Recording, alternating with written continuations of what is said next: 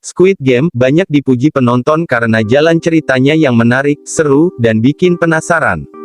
Meski begitu, serial Korea ini masih punya plot hole. Plot hole adalah istilah yang dipakai untuk menyebut celah atau ketidakkonsistenan jalan cerita dalam sebuah serial atau film. Singkatnya, ada adegan yang tak masuk akal dalam cerita. Nah, berikut ini plot hole atau keganjilan dari jalan cerita Squid Game. Tulisan ini mengandung spoiler atau bocoran cerita. Jadi buat kamu yang belum selesai menonton serial ini dan tak mau terkena spoiler, sebaiknya berhenti sampai di sini. 1. Nomor dan wajah peserta berubah-ubah.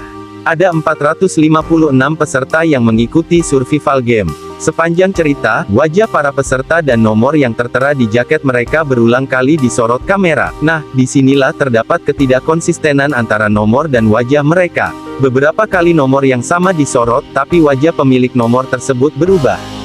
Perubahan itu bahkan sampai ke jenis kelamin. 2. Mengagungkan keadilan, tapi penggagas ide malah curang. Frontman alias Hwan In-ho, Lee Byung-hun, menegaskan bahwa survival game sangat menjunjung tinggi keadilan, sebagai perbandingan terbalik dari dunia luar yang penuh diskriminasi, yang ketahuan curang, maka akan langsung ditembak seperti nasib sang dokter bedah. Namun pada episode akhir, kita diberi fakta bahwa peserta nomor 1 sekaligus tertua, yaitu Oh Il-nam, Oh Yong-su, ternyata masih hidup. Padahal semestinya dia dieksekusi setelah kalah dari permainan gundu. Penyebab Il-nam tidak dibunuh tentu saja karena dia adalah penggagas permainan ini. Tentu saja, premis keadilan yang dilontarkan sebelumnya jadi runtuh. Selain itu, perlu juga dicatat bahwa jika Sang-woo Park Hae-soo tidak punya ide brilian dadakan saat lomba tarik tambang, apakah Il-nam masih akan hidup? Sangat berisiko baginya untuk ikut terjun sebagai pemain jika taruhannya adalah nyawa. Tak hanya itu, untuk sebuah permainan yang menjunjung keadilan, terasa ganjil saat para staf yang bertugas sering sekali lengah tiap kali ada pemain yang berlaku curang. 3. Karakter Gi Ha-eun yang tak konsisten. Sepanjang cerita Seong Gi-hun, Lee Jung-jae, selalu digambarkan sebagai karakter malaikat dalam kompetisi taruhan nyawa ini. Namun saat bertanding 1 lawan 1 dengan Il-nam, Gi-hun tega mencurangi lelaki tua itu.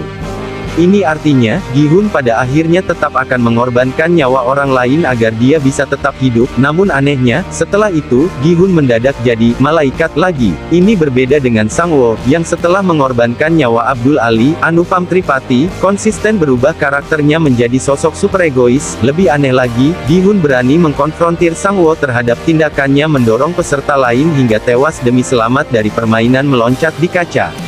Padahal, dia sebenarnya juga melakukan hal yang sama saat melawan Il-nam. Terlepas dari Il-nam masih hidup, tetap saja Gi-hun sudah bermain kotor. 4. Baterai ponsel.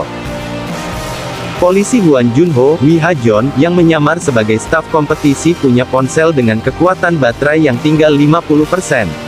Anehnya, setelah dipakai untuk merekam video dan foto, baterainya tak kunjung habis setelah berhari-hari tidak di-charging. 5. Gi Ha-eun tidak membayar utangnya setelah menang. Setelah menjadi pemenang, Gi-hun ternyata tidak mengambil uangnya. Ini bisa dicermati saat seorang pejabat bank, juga Il-nam, bertanya mengapa dia tidak mengambil hadiah dari kompetisi. Sangat mengherankan bahwa setelah setahun hidup di luar, Gi-hun bisa hidup tanpa dikejar-kejar orang yang mengutanginya. 6. Gi Ha-eun tak menghubungi adik Sae Bye. Sebelum mati, Kang Sae Byeok meminta Gi-hun menjaga adiknya yang tinggal di panti asuhan. Namun setelah bebas, Gi-hun tidak memenuhi permintaan Sae Byeok tersebut. Barulah setahun kemudian, dia datang ke panti asuhan. Jika konsisten dengan karakter malaikat Gi-hun, semestinya dia tidak mungkin mengabaikan permintaan Sae Byeok, meskipun kondisinya saat itu juga tidak sehat secara mental. Terima kasih telah menonton video ini sampai habis. Silahkan like, komen, dan subscribe channel ini, karena saya akan membahas film-film yang seru lainnya. Wassalam.